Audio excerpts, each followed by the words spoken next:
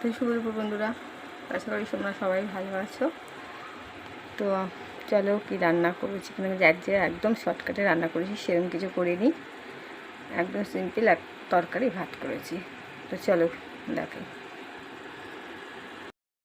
বন্ধুরা, দেখতে পাচ্ছেন এখানে ইলিশ মাছ বসিয়েছি। এই দেখো ইলিশ মাছ করছি, সর্ষে বাটা আর বেগুন দিয়ে ইলিশ মাছ হচ্ছে। আর চলো দেখাই। আর এখানে দেখতে পাচ্ছি আমি একটা মাথা ভেজে নিয়েছি, তেল দিয়ে রেখে দিয়েছি, হেভি লাগে খেতে এটা।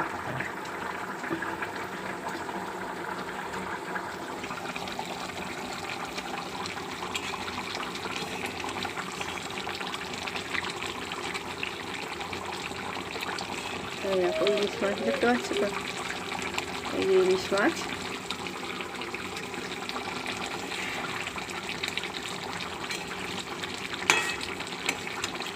এই